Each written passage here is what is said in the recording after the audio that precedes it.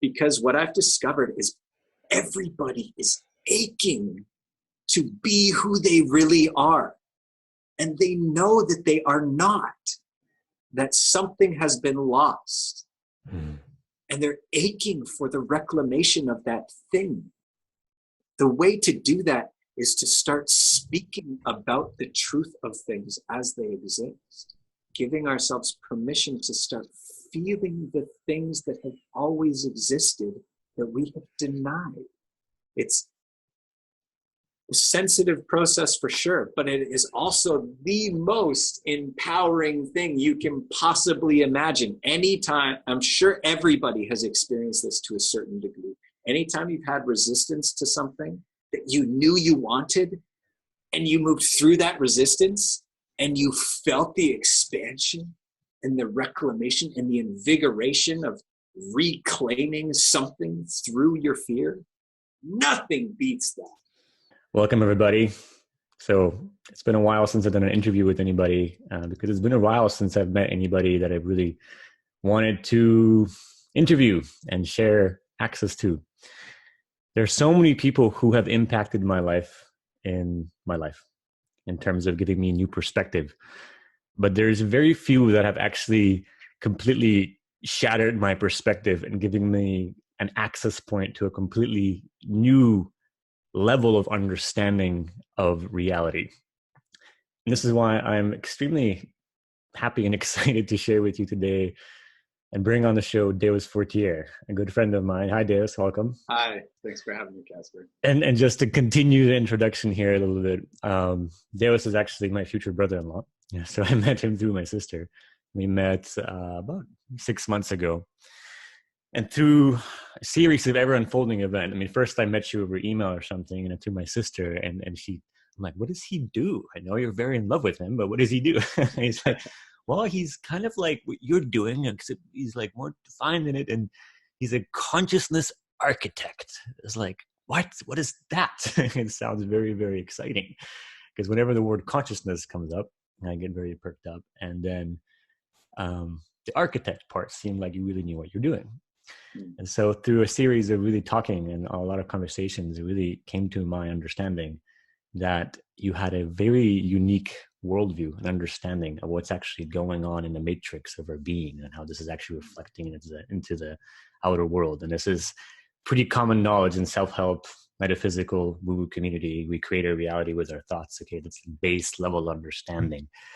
And I've talked to a lot of wise people in my life who have this understanding and depths and degrees of it.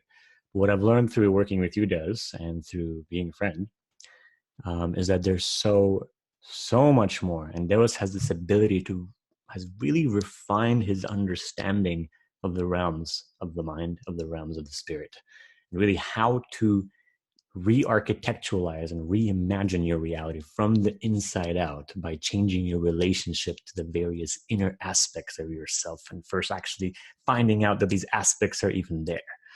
And so that's my little intro. Hope it's not too much. Without any further ado, I'd love to, hear your story, man, and just ask you some questions. First and foremost, like, where did you start with this work? And tell us your story. I mean, what brought you to this level of understanding? What has been the burning fire in your life that has carried you through this far? And I would love to dive into the details of some of these nuanced things with you, but please share.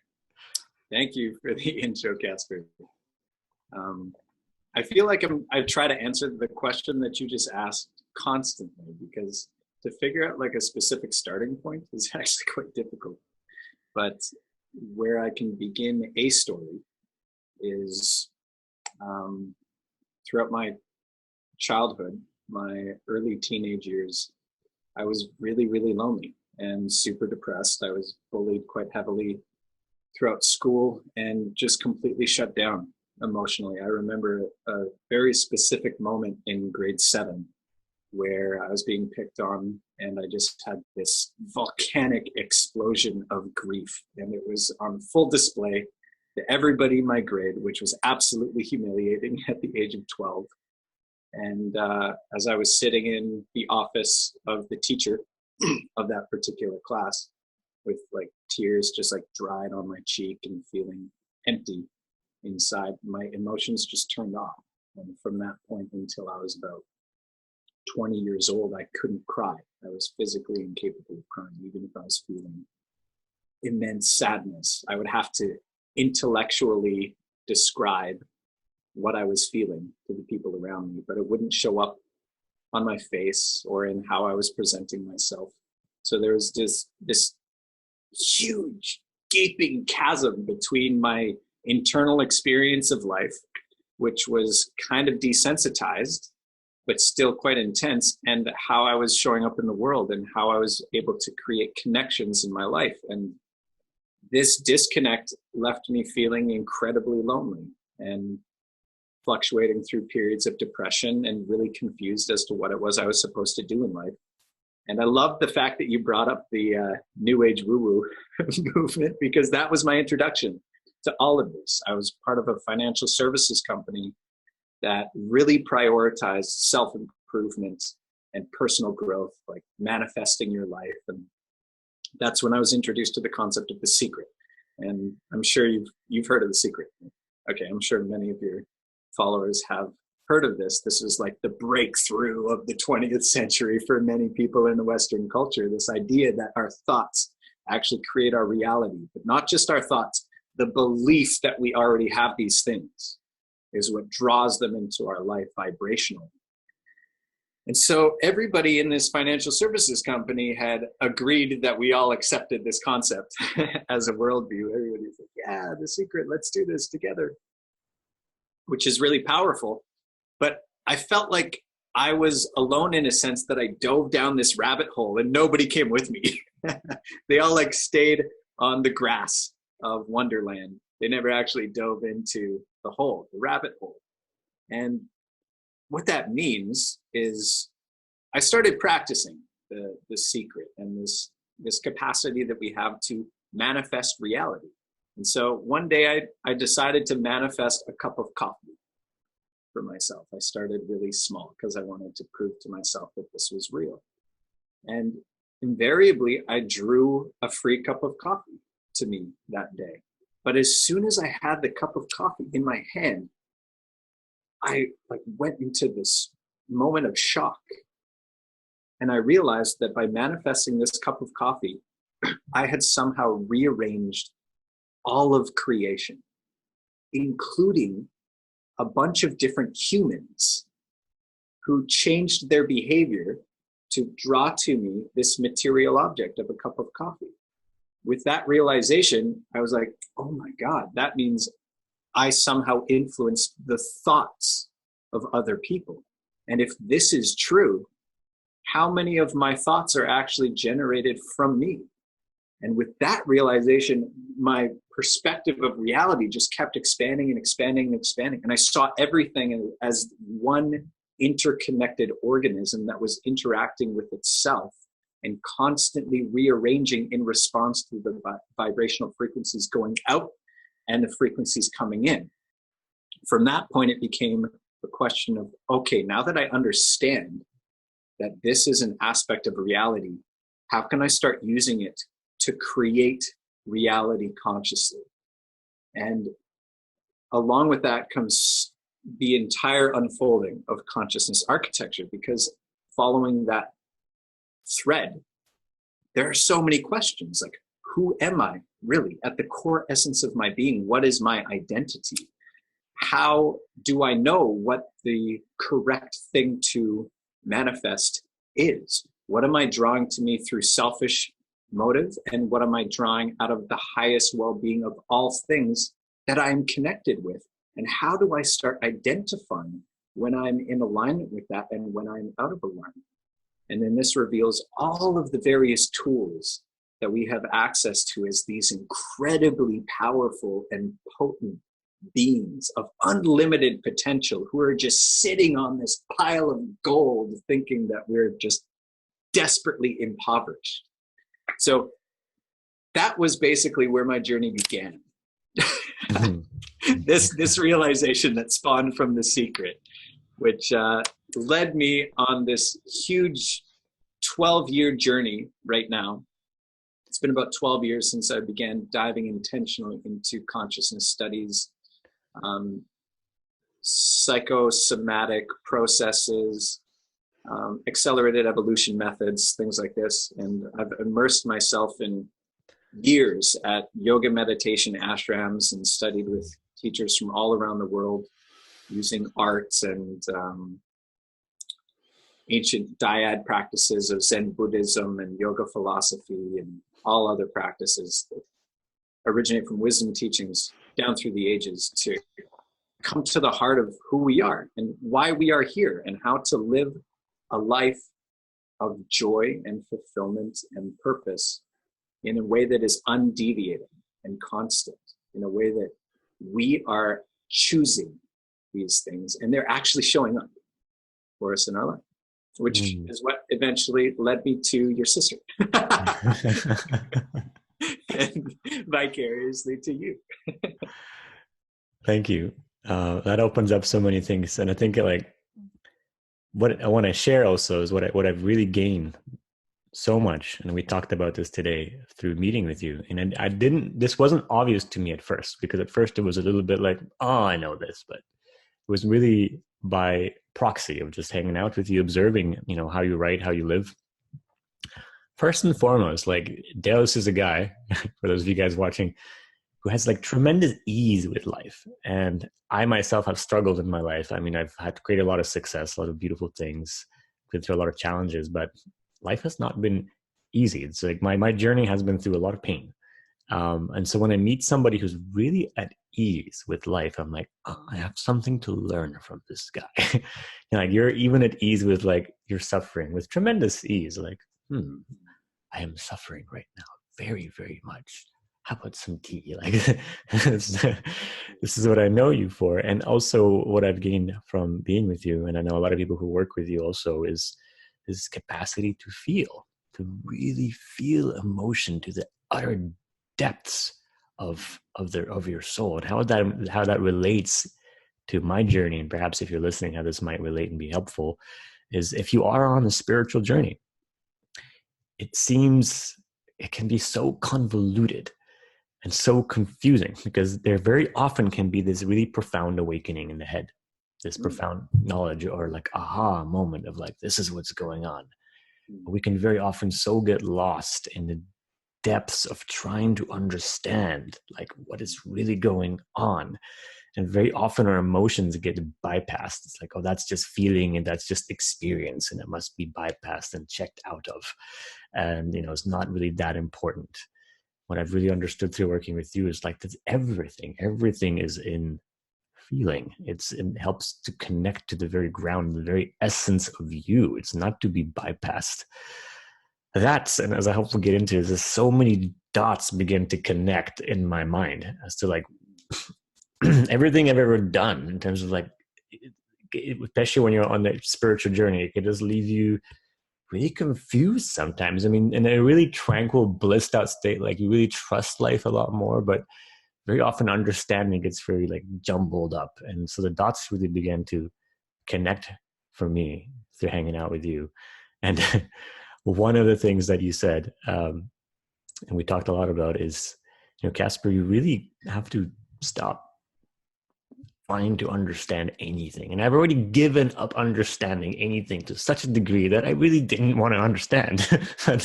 But I was just kind of left in like a state. All right, well, life is really unfolding.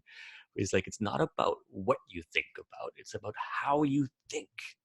And it's just this aha moment that came up for me. It's like, whoa, in that very moment, I really saw every fabric of my thought and my mentality. And I began to look into each thought and realize there was actually a code within the code of the thoughts. And then every single tiny aspect of my mind and my thoughts carried within it the fractal of my whole being. I would like you to talk about that. What do you mean by changing how you think versus what you think about? Sure. Well, you just opened up a whole bunch of doors right there. Which one do I go to? Well, where to begin? This is such a vast topic. And part of my joy is actually figuring out how to articulate these concepts, because words are not just descriptive, they're also generative. As we speak, we are organizing information in our consciousness. That is how we come to create these images that encode understanding into our being. So speaking is a very important part of what I do and how I think. But I guess where I want to begin is understanding is incredibly important. It's one of the things that drives me forward in my life. I don't want to devalue a sense of understanding, but our understanding of understanding is very immature most of the time. In our Western culture, we're trained through socialization to really emphasize intellectual development, theoretical understanding, intellectual knowledge, and then we claim that as understanding. But that is just one aspect of understanding. Because what we have in our minds is information. And we process that information using a very specific tool, which is our intellectual faculty. But information exists in many, many different forms. And our feelings are an incredibly potent source of information. And people have developed the sensitivity, the instrument to detect and extract information from their feelings. And having that as a skill completely changes our experience of life. But it's not even limited to feelings. We absorb information through intuitive faculties, which is actually beyond any type of sensory information whatsoever. So when we expand our idea of what understanding is as the absorbing and integration of vast bodies of information so that they are integrated into the core of who we are moment to moment. This is what understanding is. And when we start orienting ourselves to absorb information, not only theoretically, but in our feelings, in our intuitive faculty, then we start shifting how we are thinking. To back this up a few steps, I think this is something that you may speak to in your program actually, but everything that we think is generated from somewhere. Oftentimes people think they are creating their own thoughts, but that is very rarely the case. We are intense creatures of habit. And if you read any self-improvement book or program, New Age philosophy, chances are at some point it has told you that your subconscious mind is 95% of what is happening. And your conscious mind is about 5% of what is happening. This is actually a little skewed towards the conscious mind than the subconscious mind. There's this incredible piece of science that I repeat often, that the brain itself processes 400 billion bits of information every single second. And our conscious mind is aware of 2,000 of those. 2,000 out of 400 billion bits of information. That is 400 followed by 9 more zeros. And we're aware of 2,000 of those. And so it's like, okay, how does your conscious mind select which 2,000 bits of information are revealed to the conscious mind? And it's through your programming. It's through your subconscious programming. It's through the mechanism of your brain that is designed to find evidence for what you currently believe. And it pushes that information to the front of your mind exactly like Facebook. Whatever you click on the most, that is what shows up. And so if you believe that you are impoverished, your mind will present to you evidence that that is true. It'll affect your memory of your past to substantiate that belief. It'll change your imagination of what is possible or likely in the future to validate that belief. This is the role of the subconscious mind. And so we're never actually perceiving reality. We are perceiving a very minute fraction of what exists in reality and in ourselves that is specifically designed to reiterate what has already been imprinted. When we understand this, we are witness to how we think. Because at the deep core level, how we think spawns what we think. So we can try to change what our conscious mind is focusing on, but that won't change the underlying program of how we are thinking. And when we stop using our conscious mind, which takes a lot of work. I don't know if you've ever tried to. There's this one Buddhist meditation practice. This is my introduction to meditation, where you would sit there and you would look at a candle. And if anybody has ever tried this, I challenge you to actually see how long you can stare at that candle for. Just like start a timer, and as soon as your mind or attention drifts from that candle for a moment, stop the timer. Mm-hmm.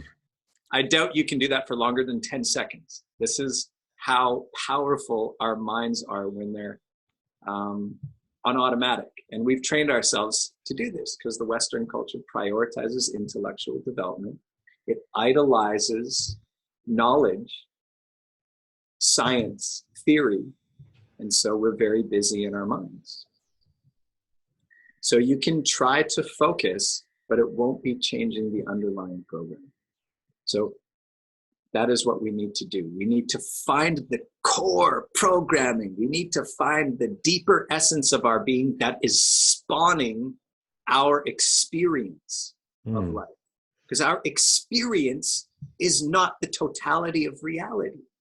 It is that small fraction. So if we can figure out how to tap into what is deciding what we experience, we can radically change anything in our lives. It doesn't matter what it is. We can start influencing prosperity. We can start creating connections in our life. We can generate better health. We can consciously tap into a never-ending experience of fulfillment.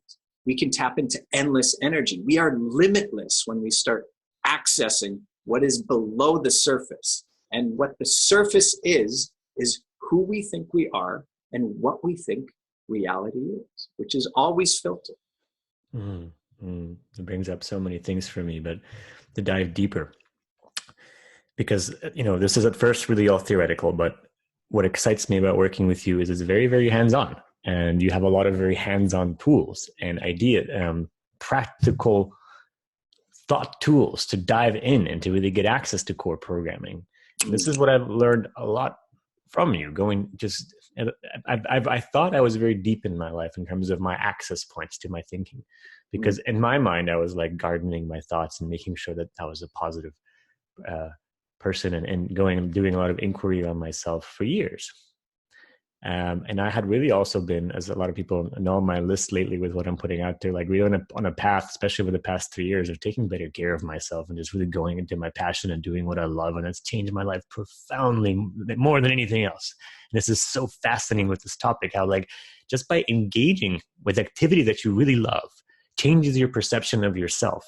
And it changes the reality filter. So your mind tells you how to do more of what you love, and your beliefs will change by virtue of doing what you love. And my prior understanding to like doing any deep level of belief work is that to really transform your deep beliefs and your core programming required like deep work. It's really hard, and this is also a belief, right? And that you have to go to some hypnotherapist or something. And those things may be valid and there's nothing wrong about them.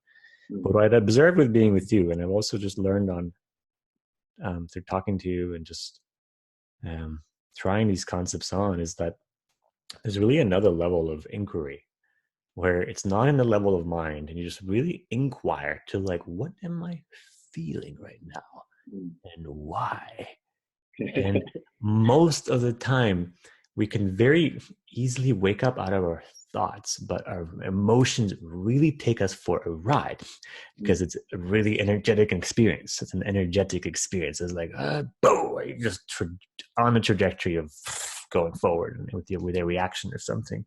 And this is something trickier to wake up to. So my question is, if I could summarize that, is what's been your journey to really wake up to that ability, and where does that really lead you in terms of deeper inquiry? Because what I've noticed very often with you is you'd be like, oh, I am perceiving this, but wait a minute. Da-da-da-da-da. Huh. It's like, and just that inquiry can change everything. And I think this is, I don't know, this is a second follow-up question. Like, this is where a lot of your ease with life comes in with, because you're on a moment by moment daily lesson. This is something else that daily sessions or daily moments, just checking in with who you are and what your perception is in the moment, and what you need right now.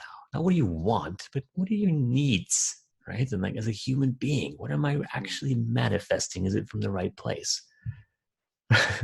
Hope that's not too many questions. No, this is great. I love the challenge of taking such complexity and trying to draw it into something cohesive. And it helps me to just go back to my own experience, like you were saying, because what I was sharing in my story was like what propelled me in the first place was this intense feeling of emptiness. And like the desperation is what launched me into this more than anything else. It wasn't like I was fascinated and inspired by concepts like leadership and integrity and stuff like that, but that wasn't enough to actually push me forward. It was my sorrow, it was my grief, it was my emptiness that pushed me into it. And what ended up transforming my experience of life was progressive. I don't want to boil it down to one or two things because it evolved over time, but the catalysts I can identify really, really easily. There were two practices that opened me up dramatically. They unlocked the gate of my stallion of feeling, like my forest of horses that were locked behind this gate. There was morning pages, which is a practice by Julia Cameron in the book, The Artist's Way, an incredible book about reconnecting to creativity, which is our inherent state, something that we are born into. And what this is basically is every single morning you wake up and you just write for 20 minutes nonstop or 3 pages.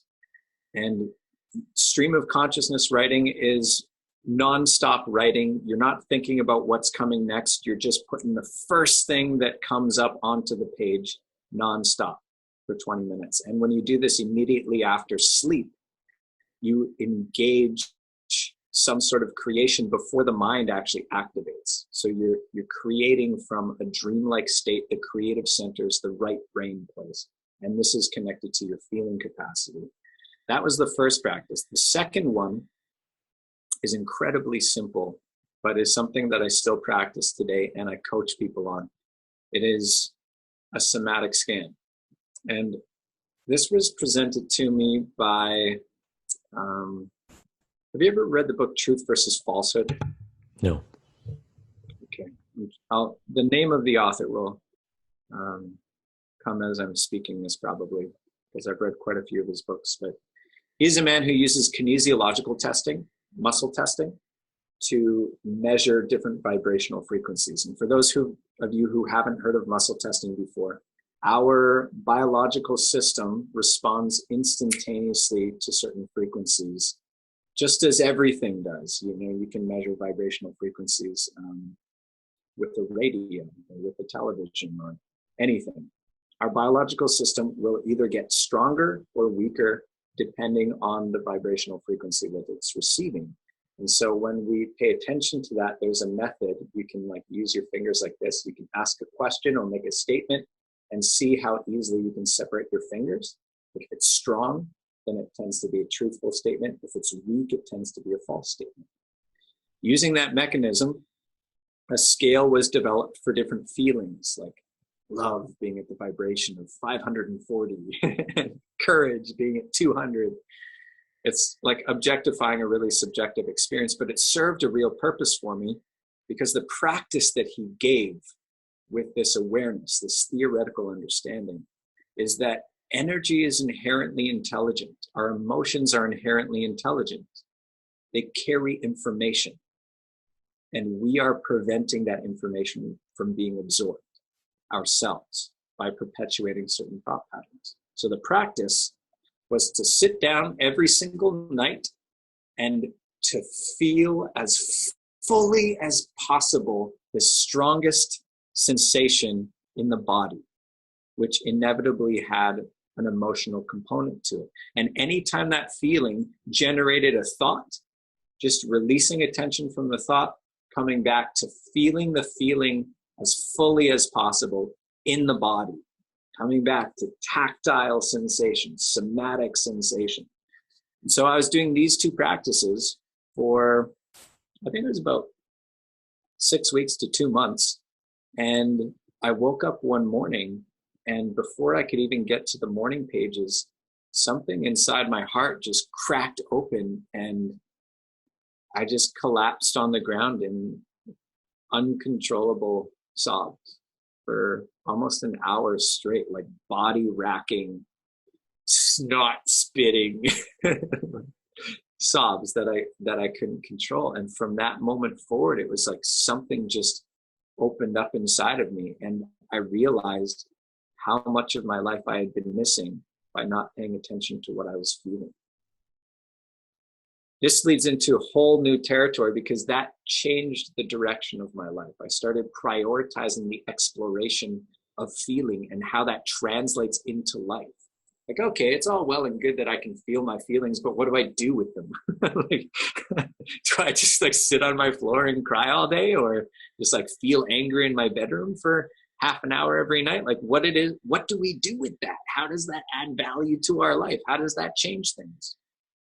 I found my answer with creativity, creative expression, which is really the bridge of these two worlds, as far as I understand. There's your inner feeling capacity, and then your ability to communicate or articulate something. And then there's the connection of those two. And this is what authenticity is. This is how to be authentic. It's when your expression is in perfect alignment with what your internal experience is.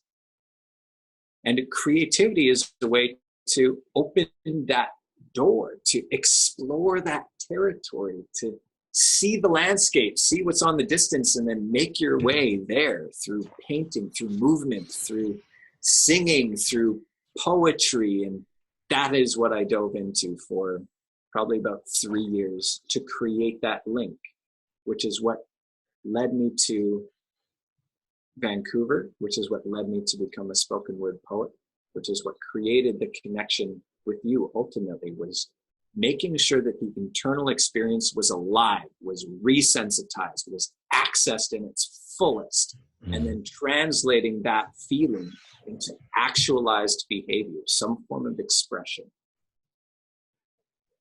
I feel like I'm going on a huge tangent right now. I just want to check in with you to see if no, you're I think it's spot on. And this is really what I wanted to get into, because I really want people listening to this to get something out, in terms of a practical direction of really writing their heart's compass, and to really put all this excitement into some groundedness, right?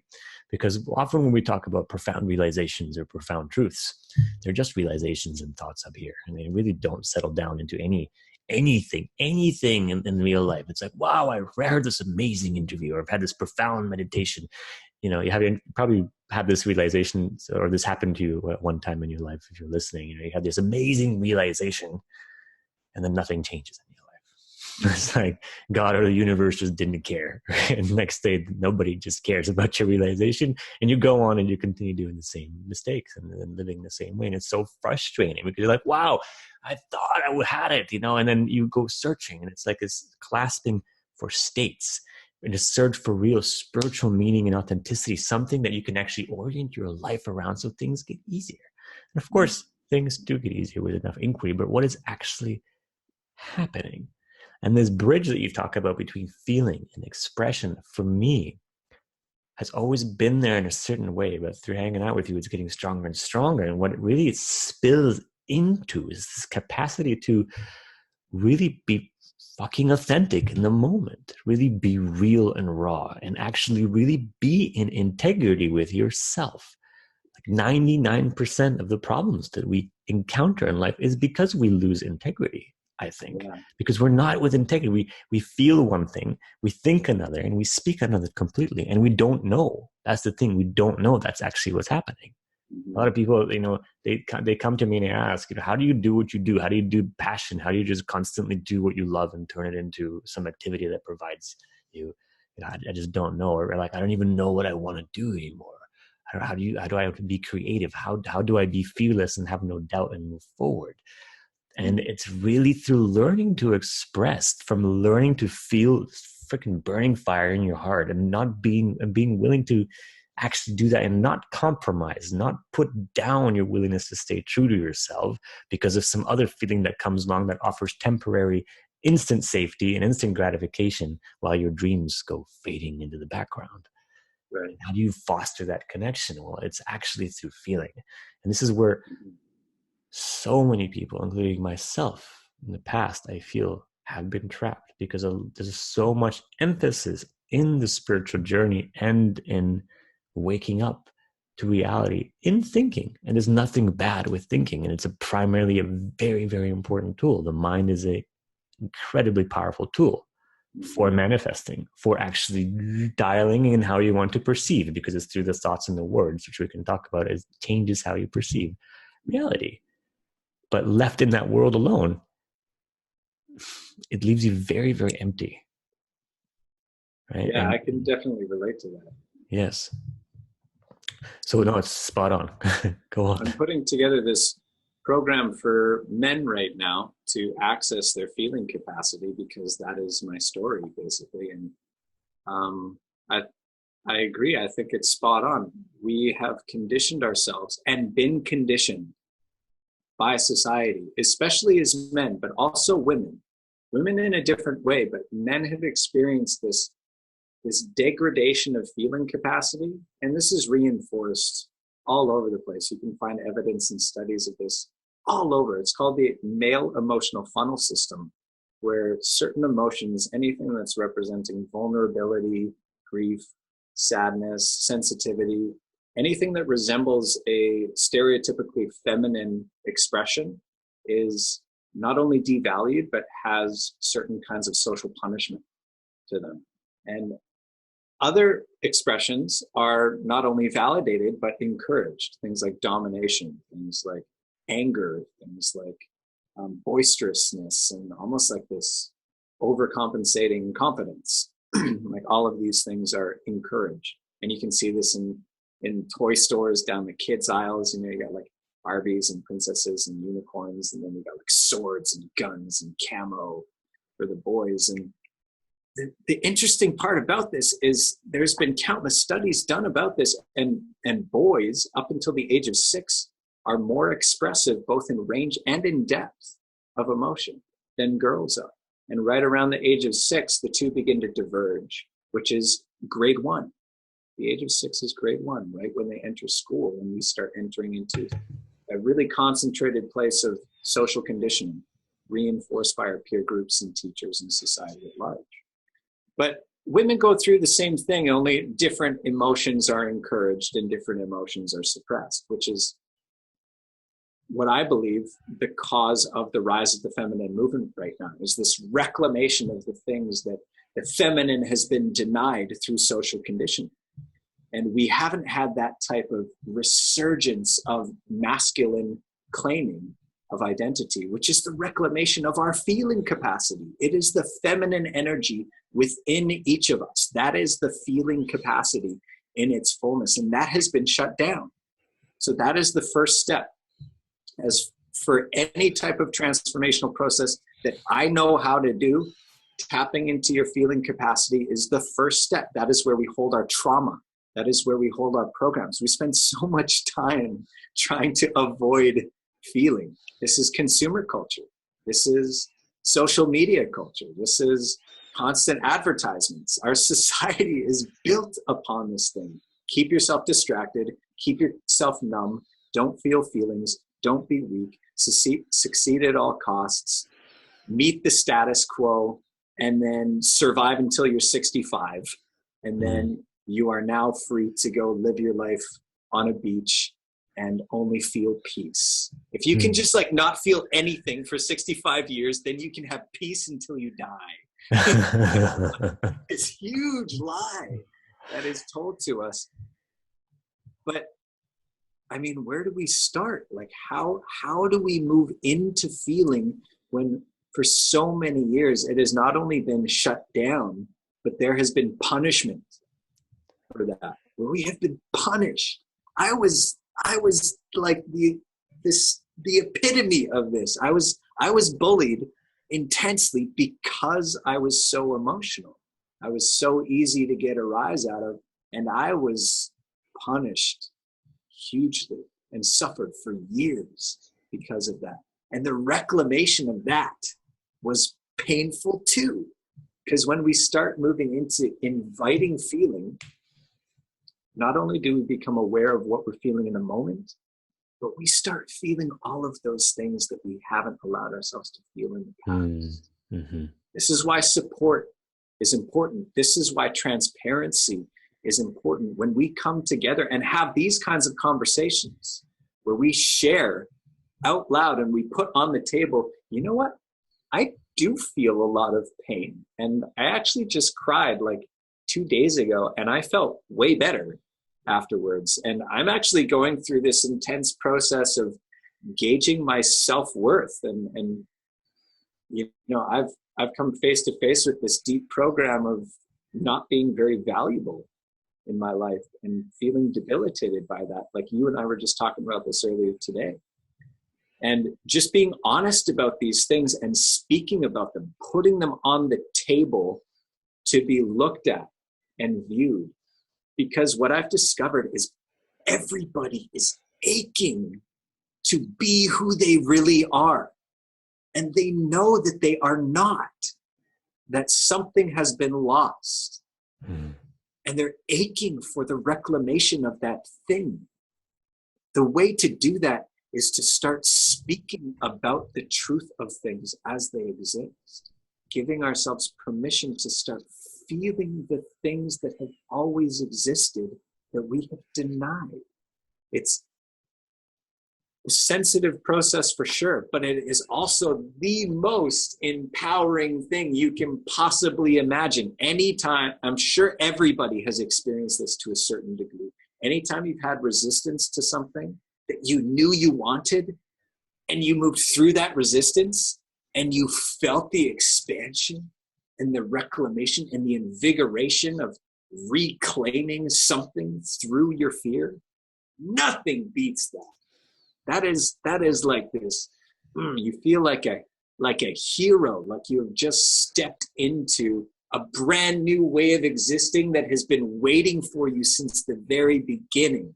This is what the consequence is of starting to allow yourself to feel and then revealing that to other people.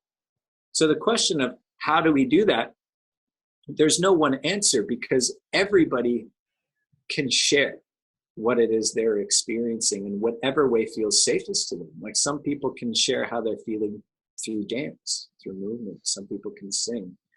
I use language, like English language, because it is a huge access point for the reason that I spoke about earlier. Language is how we organize information in our consciousness. And so if you work with a person's language, you can actually access their deeper programs really, really effectively. And you can also use words to describe your feelings, which, as I've come to realize, is sometimes the only way men know how to reveal their feelings at first, because it doesn't show up on their face. It doesn't show up in their eyes. They don't allow their bottom lip to tremble. You know, they don't allow the tears to get to their eyes, even if they want to, because the program is so deep. So we speak about it. We share honestly what it is we're feeling and why it is that we're feeling it. That's the first step. That's the reclamation of self that leads to expansion, that leads to fulfillment, that leads to any type of self-mastery. You cannot access self-mastery until you know how you feel about things. That's how we orient to love. It's like, if you don't know that this thing is painful for you, how could you possibly start moderating your behavior in relation to it? If you don't know that this thing, which is like an addictive tendency, is actually contributing to your depression, and admit that, how could you possibly change that behavior? You know? It's like our feeling capacity is the consequence of our relationships.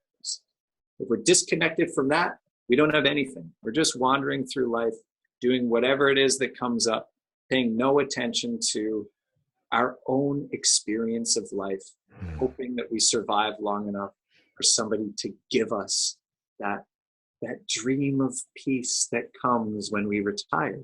It's a lie.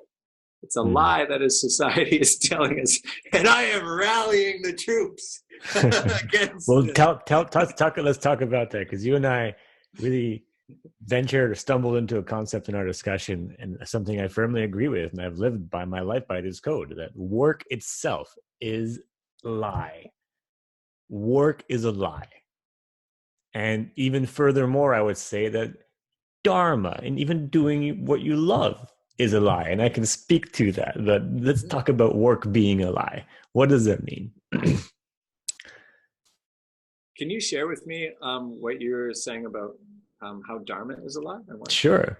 Well, fundamentally, there's this delusion that I've noticed. And a guy I follow online, Brian Ward, wrote a beautiful short article that really opened my eye to this thought. And I had, damn, this is true. Because there's this hypnosis of people being really unsatisfied with what they do. And this is the plague, right? And just doing jobs they don't love, 9 to 5, trading their soul in for a weekly, monthly paycheck. And then there comes this thought, this idea, which comes from the notion that life and our vocational choices are really just like a static thing. Like, I'm going to do this now and it's going to be better. If I just found the job that would feel good, that would be what I love. And if I did that, that would be my awesome choice. I'm doing what I love, what feels great all the time. There's a permanent great feeling, and I'm making money, so it's easy to do this because I'm enjoying it. And not that that is impossible, because it's absolutely possible, and I do it every single day. But it's searching for that as a notion, as an idea, as a feeling is not a navigational standpoint by feeling. Because if you're just looking for what feels good, isn't that what got you in trouble in the first place? You got offered a position, you looked for what felt very often, what we confuse, coming back to what you said, we don't even know what we're feeling. We're like, well, this feels good. It doesn't feel good. It actually feels terrifying, but it feels safe to feel. This is what's so twisted. It feels safe to feel imprisoned. It feels safe to have a momentary impulse of short-term pleasure, but long-term pain. And so that is not a navigational compass bearing of what feels good. And if you just chase what you love, you're basically a pleasure-seeking bunny, looking for what feels good. A secondary reason why I think it is a lie, and this is quite deep. First one was, is the pleasure bunny seeking? That's an edge of my mind. Totally lost it at the moment. That's stuck in my mind too. Hold on, there's two. The second one is more powerful. Right, is that again? It builds this notion that it's a end point. Okay, I found my dharma. Whoa, great, done. But it's not what you do; it's how you do it. It's not about the love you get from it.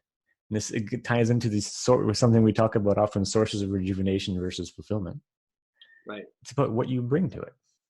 Like, if I were to put an ordinary person who hates their job into like just doing what I do, but if they don't have the programs to be able to create fulfillment in their life on a daily basis, it's going to traverse into the work. And many times with what I've been working on, my projects in my life, I've been so unfulfilled with what I do.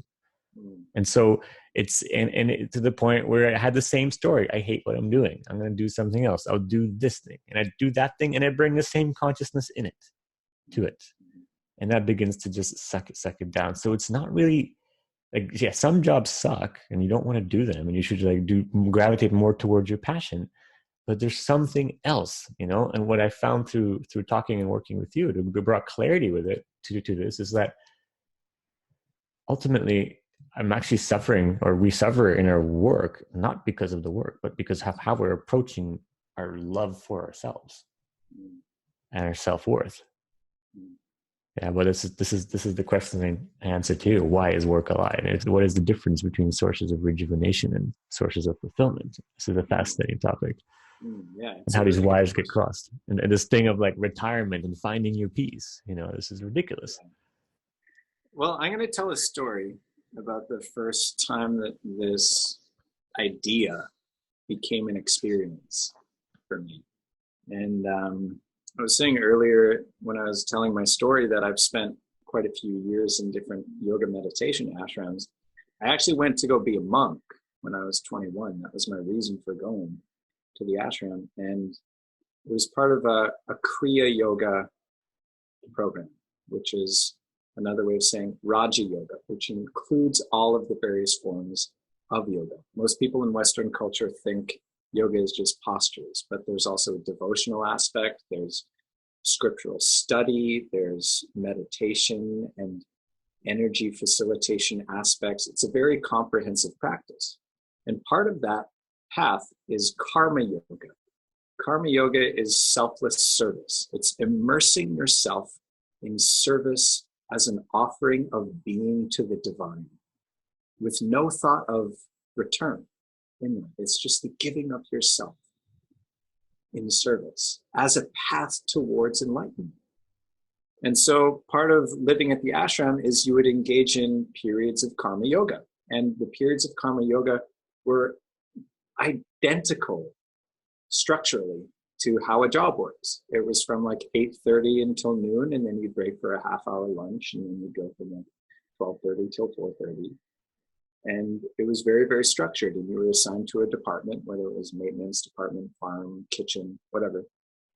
And it was Monday to Friday. And then you had Saturday and Sunday off of karma yoga. And at the ashram, there is no distractions whatsoever. They have like 2 computers on like dial-up internet to check your email if you need to, but it's a male-only ashram. There's no women. There's no TV. There's no substances of any kind. There's just like 100 acres of wilderness, a meditation chapel, and like walking trails, and maybe some art supplies if you want to create something. And I was used to distracting myself constantly because I grew up in Calgary and had a Western mentality. And so after being there for like 4 months, one weekend I was just so fucking bored. I didn't know what to do with myself. I was just like wandering around the ashram grounds like a zombie, like, what am I supposed to do right now? I don't want to read anymore. I don't feel like walking down that walking trail for like the 100th time. Like, what do I do? And I started weeding. I started weeding the garden that I was weeding during the work period, the karma yoga period of the week. And then when Monday rolled around and I was assigned the role of weeding the garden, I was just so happy. I was sitting there in the garden, just like weeding because I had something to do and I felt like I was contributing to the space and I wasn't bored anymore. And then it's like this beautiful day and I just had this realization. I just stopped. And I said to myself, work is a lie. And I just burst out laughing and like rolled back and like dropped my weeding tool and had like 5 minutes where I just had this realization that I had been taught for my entire life that work was something that was a burden, that was to be avoided, that was detracting from the rest of my life, and something that I had to do so that I could not do anything when I had my free time. It's like, okay, you go be busy for 8 hours and then you have earned, lethargy. You have earned inactivity for the rest of the day where you can just turn off, and that is your reward. And through that training, it was like, okay, what I actually want to do is nothing. And what I don't want to do is activity. That was the program that was installed in me. And in this moment, in the ashram, in the garden, I had this profound realization. I'm like, I love doing things. I love doing things in life. And I have been missing that joy because I have been convincing myself that it is a burden to do things, which is the lie of work. And finally, the understanding of karma yoga really hit me. Like, wow, I feel fulfilled in my life when I am engaged in some form of activity.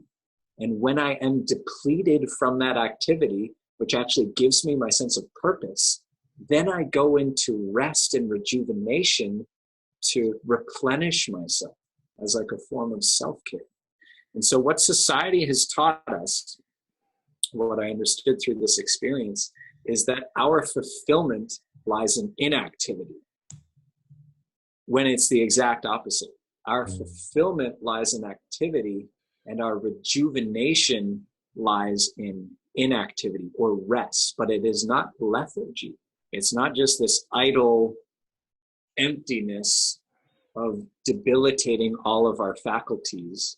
It is like active self-care, active rejuvenation. What is it that I love to do that I feel rejuvenated by?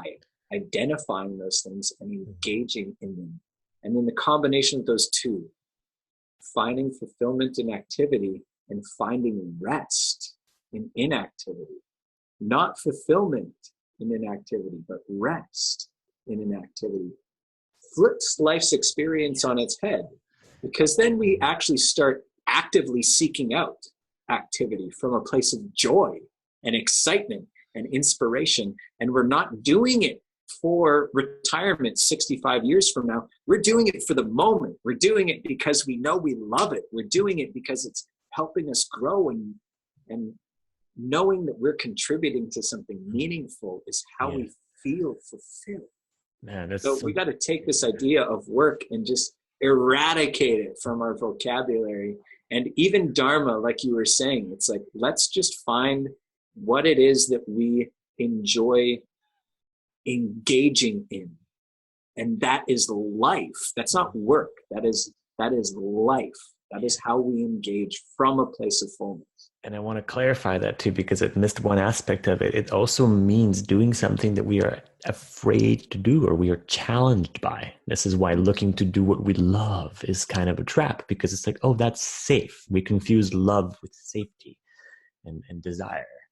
And why I find my greatest fulfillment is when I choose an activity in my vocation I'm doing, where it's like, I really see it as an art in every single project I do, everything I move into in business and in what I'm doing. I always pick things where like, okay, I know this is my ability, I can do it. And it's like kind of scary. Like, can I do this?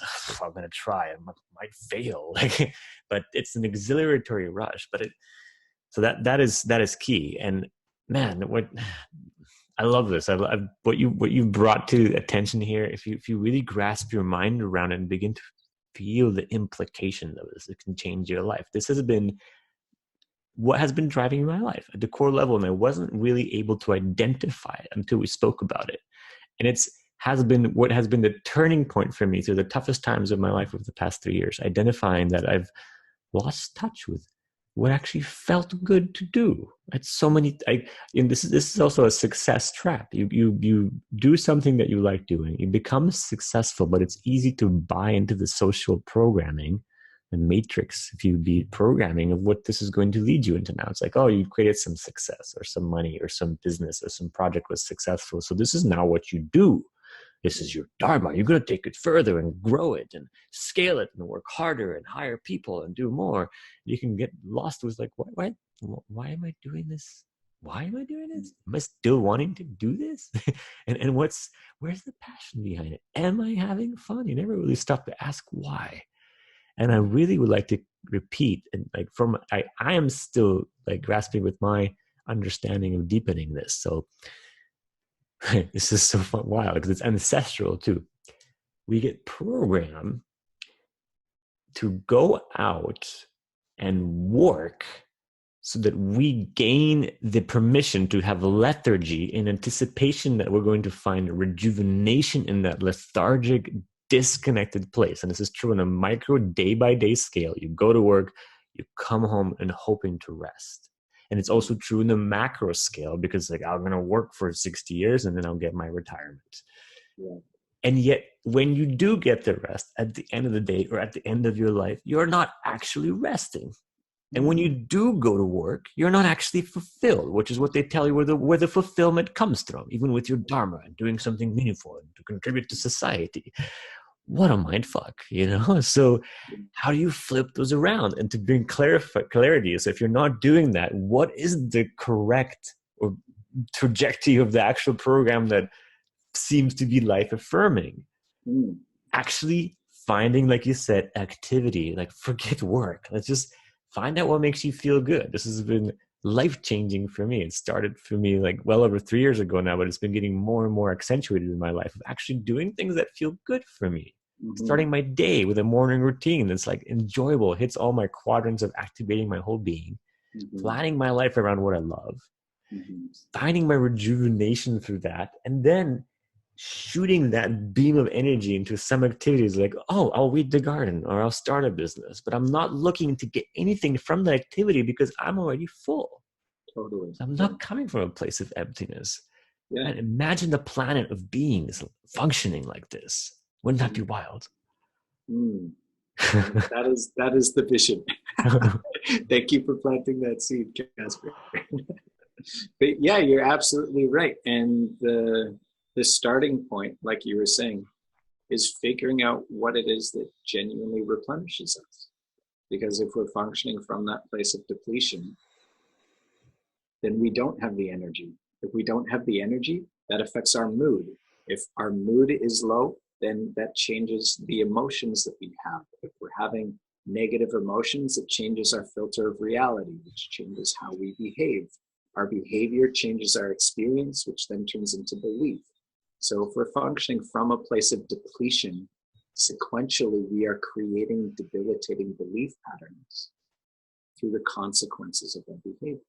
But if we are actively seeking out genuine self-care activities, things that really rejuvenate us and make us feel cared for and full and alive and energetic, and that's unique to every person. Like for you, it might be a hot tub. For me, it might be a walk through the forest. But if I'm using my periods of rest to engage in something that is authentically replenishing, when I go to work, I'm not going to be seeking replenishment from it. I'm coming with energy. I'm coming with service. And my cup being full is now overflowing into what it is that I'm doing in my activity. And then I can actually genuinely serve. If I'm in a place of need and I go into my work and I'm trying to fill myself up with work, or if I go to my partner and I'm trying to get my fulfillment from my partner, that is what creates distortion. That's what creates dependency patterns. If just imagine these two scenarios. Okay, you've gone to work after getting like a horrible sleep. You got into a fight with two of your coworkers. Your boss criticized you. You get home, you're tired and you're exhausted, and then your partner comes up and says, "Hey, sweetie, how are you doing?" and kisses you on the cheek. And you say, "Oh, I'm doing okay." And you go to your room and you close the door and you just take a shot of vodka that you had in your closet. Your wife wants, or your partner wants to spend some time with you. You're totally disconnected from her until you realize that she hasn't made dinner. And then you get irritated at her because you need to go and make your own dinner and you already feel depleted. That changes the entire interaction with your partner for the rest of the evening. You start finding all these faults with your partner and how they're not supporting you or treating you well. You can't get to sleep because you're feeling anxiety and anger, and then you have another terrible sleep and you wake up in the morning and you do it all over again. Your mood, your sense of emptiness is influencing all of the circumstances that unfold throughout your day. Now imagine this. You wake up half an hour earlier than you normally do. You take a bath for 20 minutes while you read one of your favorite books.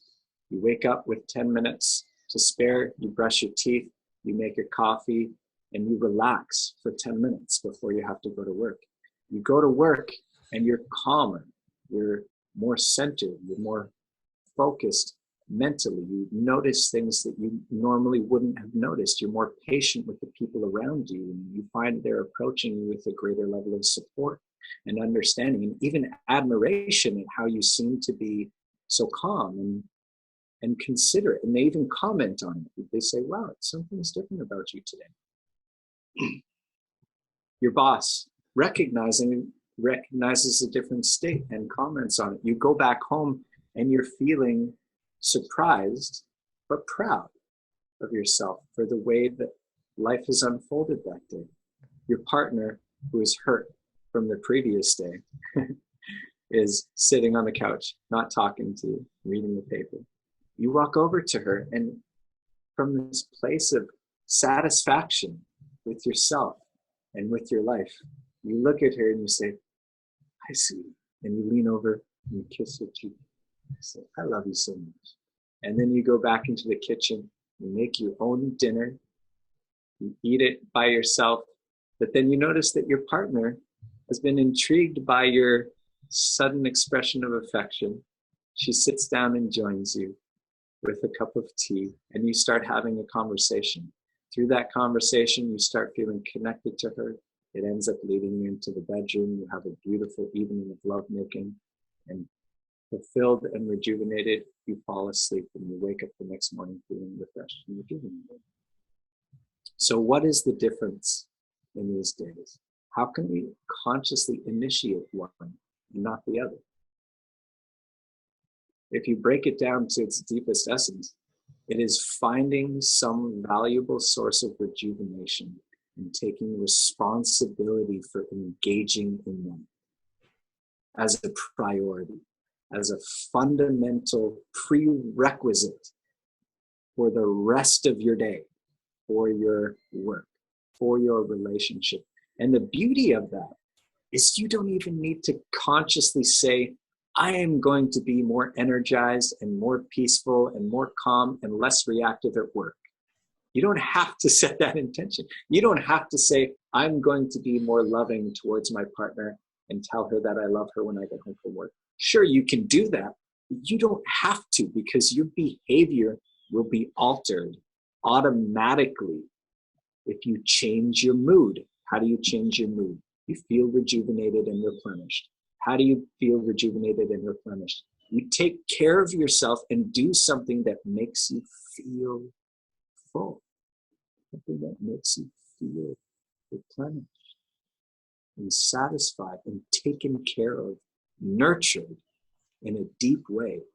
But I want to give like one little caveat to this, is that it is your responsibility to find out what that thing is and do it by yourself, like not relying on another person to take care of your own self-care for you. That will generate more dependency patterns. But it can be that easy. You see how the mood changes the behavior, changes the consequences, changes new belief structures, and then the entire life reforms itself around that. We're no longer seeking replenishment from our work. We're no longer seeking replenishment from our relationship. Those are the results of taking care of yourself. A fulfilled work environment is the result of taking care of yourself in other ways in your life. Yeah. A meaningful relationship with connection is a result of you having taken care of yourself in a rejuvenating way. I have found everything you said to be true in my life, and there's layers and layers and layers into it. And it's beautiful that, like you said, it's effortless. So you don't have to intend on these things. And like how much time and effort this saves of trying to figure out your way through all this programming that we have. This is fundamentally the core programming that it's not okay for you to take care of yourself. We're programmed to look at everything else. I recently made a video talking about this because it's like you just program saying you take care of it, and it seems nice. It seems like a noble thing to do. Take care of your family, take care of your spouse, your children, your job, be a good citizen, donate money to charity, do something to help the world. And the last person that you ever think about is yourself. And this has so many implications on how you believe you exist as a person, how you reflect in the world, because you are actually, this is something happening in the subconscious also. You're actually telling yourself, I deserve these things. Mm. Very subtle at first if you're new to it, but that's what changes your perception. I deserve this, and it's safe for me to do these things. But I also found layers and layers to this, because it can also be a subtle little trap. I don't know if you can relate to this, because if it's again how you do it, it's not what you do, because the mind can easily grasp onto this, be like, oh, well, self-care is my new thing, and that's how I'm going to get everything I want. I'll just take care of myself. So it's like you get up in the morning, you're stressed, and you're like, oh, I have to do my self-care. I have to do my self-care. It's like another to-do item. It's like, no, you're not doing it to get anything. You're just taking care of you. Mm-hmm. And that again ties into like, what do you actually want to do? Like, what do you actually Yeah. feel like doing? Yeah. If you actually feel like, It's kind of funny that we have to relearn this, like when we're children and we're just like moving through life in like this automatic place of like free expression and joy. Sure, we experience like intensity of things like anger and sadness and stuff like that. But there's this inherent state of joy and pleasure, and we seek out the things that we love to do just automatically. Why wouldn't we? We don't have, when you have a blank slate and the world is brand new and you're going through it, having these experiences for the first time, you're going to love things and you're going to move towards those things. And then at a certain point, it's like we're taught that not only are we no longer allowed to do that, but that is not what brings us happiness in our lives. And we start seeking it in other places and denying the things that we naturally gravitate towards to feel joy and to feel connection. And so, yeah, it's like, it's a funny thing that the Western mind would even take this concept and be like, what do you love to do? Do something that you love to do every day. And then the mind being like, oh man, now I have to do something I love to do every day. it's like such a strange thing that is the program that has been imprinted on us. And it's connected to what we were saying before about like the idea of activity being something that inherently we don't want to do. This concept of work and having like self-care be associated with work is fascinating psychologically to me. And I'm not saying that I haven't experienced that. I'm saying that I have. And like part of the artist way, which I mentioned earlier, is to have to take yourself on artist dates. So this is up to you to fill the content of, but like once a week, you would take yourself out on a date and do something that you love to do. And it could be like going to see a movie by yourself. It could be going and journaling for an hour or listening to music that you love, like in the darkness as you lay in your bed, or maybe dance by yourself in a room. Like it doesn't matter what anybody else is going to think about it, because you're doing it with you and you're doing it by choice. It's like you are deciding what it is you're doing, and you're doing it alone. You're doing it with yourself. So it doesn't matter what anybody else thinks. And even then, I was resisting this activity and perceiving it as something as homework. But the thing that broke that for me, and I hope this can help somebody who is listening to this or watching this interview, what broke that pattern for me was paying very, very close attention to the consequences of that activity. Like I really tuned into how I felt after the activity. And that was what created the link between like, it started dissolving my resistance. And I'm like, oh yeah, no, I remember how good this made me feel. And then I started automatically seeking those things out. And I think this was like the seed that was planted that you spoke to earlier about what you see in me about living from a place of ease, even though I'm in discomfort, is constantly tuning in to the consequences of certain behaviors. And when I'm clear on how certain things impact me, not only my feeling, but my life, I'm constantly adjusting to the circumstances of my life. And I have like a pool of things that I can do. It's like, okay, if I'm actually feeling kind of depressed, I know what will help me move through that feeling, not suppress it, not push it away. I know things that will help me feel that and transmute it into something new from a place of fullness and fulfillment. If I'm feeling anger, I have a list of things, like an actual list written out of things that I can do to go experience and express that anger in a healthy way. If I'm feeling low energy, I know things that I can do physically, mentally, emotionally, spiritually. But this doesn't come out of nowhere. This is the result of time and attention. It's not effort, it's just attention. Paying attention to how certain activities and behaviors made me feel. Like, what were the consequences of those things? That's where the juice is. That's where the subconscious programming comes in.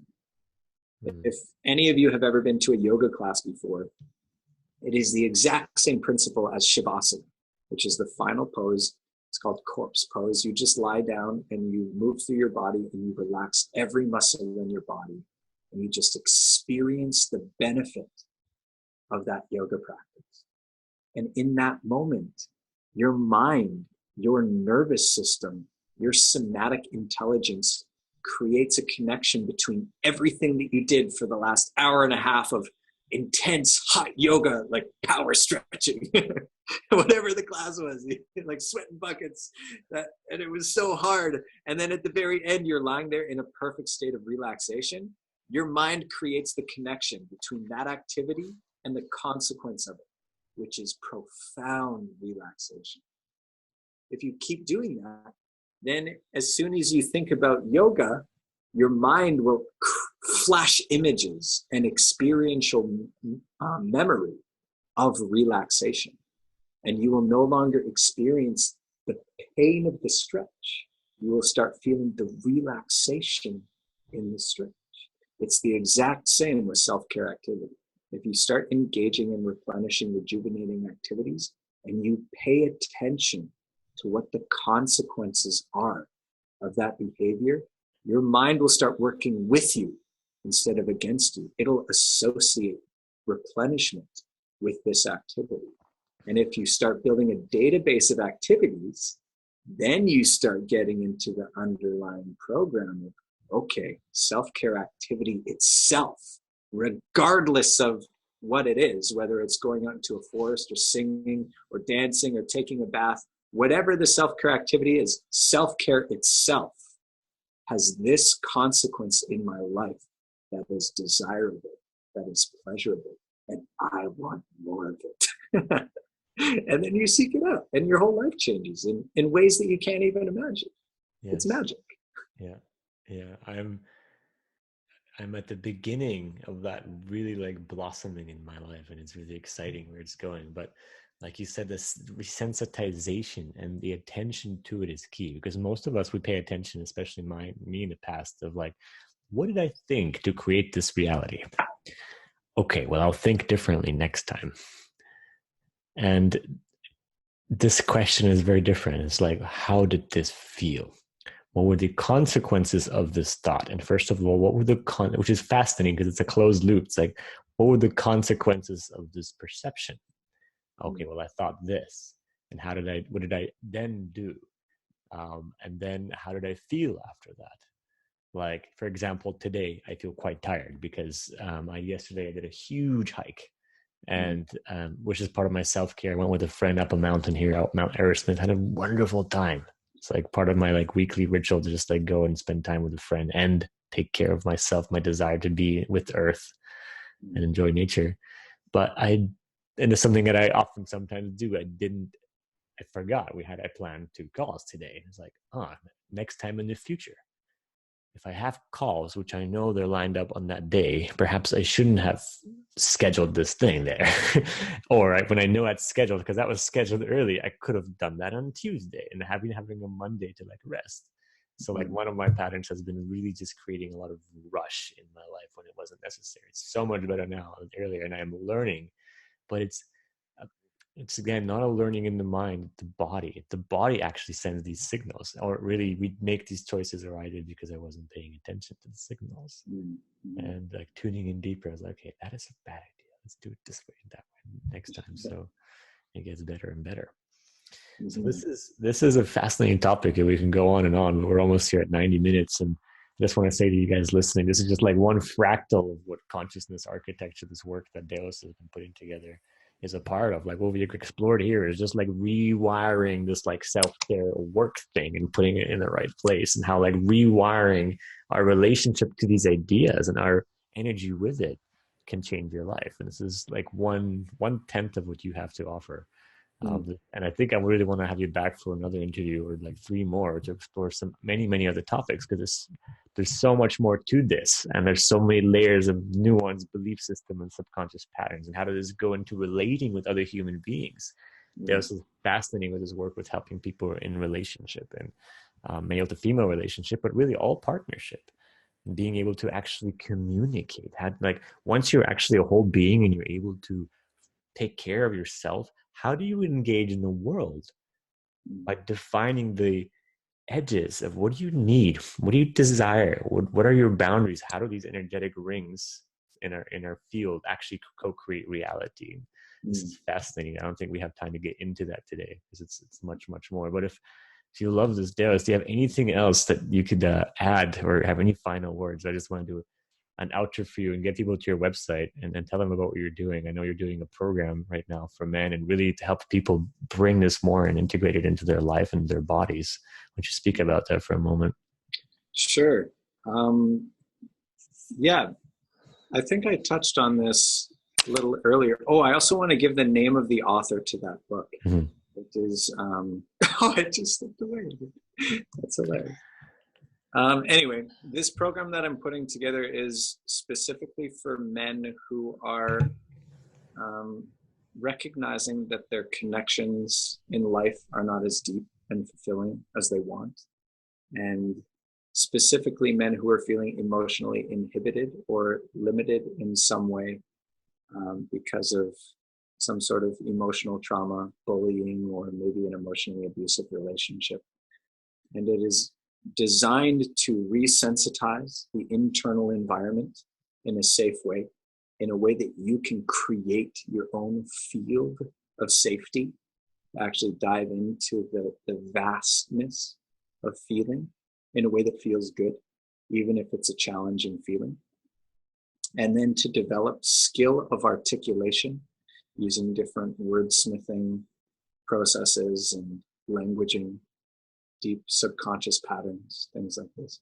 And then to do what we were talking about earlier about creating this link between this expanded inner capacity, the ability to articulate, so that you can become a full, authentic being of precision and magnetism and mastery, which is what I long for men to experience in this society.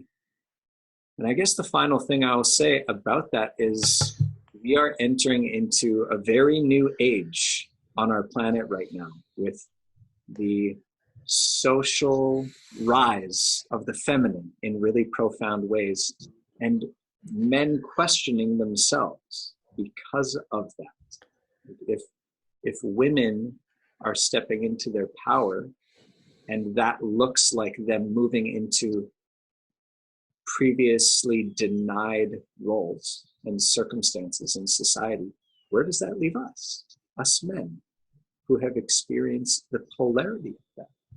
And how do we start exploring what we have been denied at times when we were dependent on input from others? That is what I'm exploring in this program, in a step-by-step way that men can follow, and custom tailoring aggressive programs to whatever it is that people have questions on as we move forward with that. So my website is deusfortier.com, and you can contact me via email there. There's a contact form, and it'll be updated regularly with different events and workshops and the program that I'll be launching hopefully in the next 60 days. Cool. I'll link that below the video. And just for you watching, just again, I want to say my private personal testimony from working with Deus. It's been profound. It's been really, really profound. Like I said, I don't bring a lot of people on my show. In fact, I've stopped interviewing people, period, over the past 6 months. Like I just stopped because, I mean, I have a lot of people I want to interview, but I really I'm focusing on my own work. I'm focusing on my own writing and sharing my own message. But this is one person I wanted to bring out as you, because you have added so much value to me in my life. And what this has done for me working with you and your ideas is, giving me a deeper perspective. But what's showing up in my life is the ability to make really moment to moment decisions that are more in alignment with what I actually want. Because it boils down to just choosing things that are good for you, choosing things that are really alive in your soul, being able to feel that, being able to tune in and constantly choose. We didn't have time to get into this, but what are your actual needs in the moment and what is really true? Having courage to step into that by virtue of connecting deeper into the heart and feeling. And it's been a subtle thing, but it's grown and grown on me. So many other things, but I highly recommend working with Deus. If you have these challenges where, like, think about minute 40 here, we're talking about something beautiful where you've really lost touch with who you are, not in the spiritual sense, like where is my enlightenment? Because that's cheap. Like you can pretty much shortcut your way to that realization. Just go do ayahuasca or a spiritual journey somewhere, or go see a spiritual teacher. That's happening all over the planet. That's not the problem that we have here right now. We're having mass awakening on the planet, but what do you do with that energy? Once you wake up, you're still usually found yourself as a very dysfunctional human being with really crossed wires. Like enlightenment promises you nothing. It's great, but it doesn't do anything for the human being, which is great. After enlightenment, you don't really care about the human being, but that's not the ultimate epitome of the human being. How do you actually evolve yourself to a point where you can create reality that's really in accordance with your true heart's longing? So if you've lost touch with that, this is like the shortcut way to actually blast that in there, just going and diving into the soul. So man, highly recommended. DeusFortier.com down below. Thank you so much, Deus. And I'll love to have you again on the show. Thanks for showing up. Thank you guys for watching. Thank you, everybody. Ciao.